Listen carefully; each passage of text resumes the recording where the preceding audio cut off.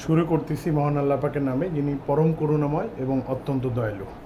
আমি গবেষণা করে দেখেছি অনেক দিন ধরেই যে নির্দিষ্ট কিছু শব্দ সম্ভার থেকে বিভিন্ন চাকরির পরীক্ষায় প্রশ্নগুলো আসে।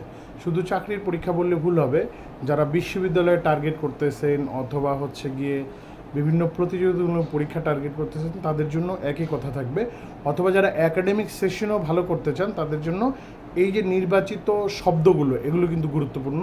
এই শব্দগুলো থেকেই পরীক্ষায় বারবার প্রশ্ন আসে, সেটা যে কোনো ধরনের পরীক্ষা, ঠিক আছে। আর এটা আমরা মোটামুটি 10টা অংশে আলোচনা করব, প্রত্যেক অংশে মাত্র 5টা করে শব্দ আলোচনা করব। আপনারা যদি আমাদের সাথে লেগে থাকেন এই 5টা শব্দ দেখতে 2 থেকে 3 মিনিট লাগবে, এর মধ্যেই মোটামুটি কভার হয়ে যাবে ইনশাল্লাহ। তাহলে আসেন কথা না বাড়িয়ে আমরা শুরু করি। গুরুত্বপূর্ণ শব্দার্থ প্রথম 5টি আলোচনা করব আজকে। গুরুত্বপূর্ণ শব্দার্থের প্রথম পার্ট, এই শব্দটা প্রায় আসে অনেক। অনেক শব্দের অর্থ কোথাও সৈনিক পাবেন, কোথাও সৈন্যদল পাবেন, দুইটা ঠিকই আছে। অনেকটা প্রচুর আসছে, বিভিন্ন চাকরি পরীক্ষা আসছে। অপলাপ অস্বীকার, অভিরাম সুন্দর, উপরোধ অনুরোধ, ঊর্ণনাভ।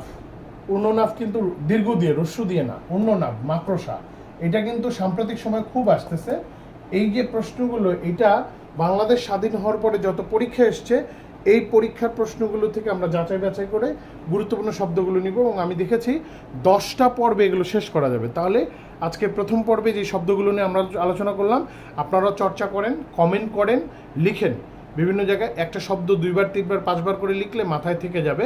অনেকেই বলেন যে পড়া মনে থাকে না, তাদের জন্য বলা, অবশ্যই মনে রাখার জন্য আপনাকে শব্দগুলো পড়তে হবে, লিখতে হবে এবং হাঁটতে হাঁটতে দেখতে হবে। এবং প্রয়োজনে যারা একটু সচেতন তারা দেয়ালে লিখে টাঙিয়ে রাখতে পারেন।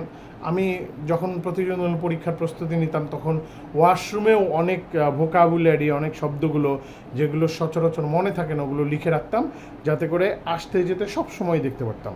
তো পড়াশোনার উপরেই থাকেন, ইনশাল্লাহ আল্লাহ পাক ভালো কিছু দেবে।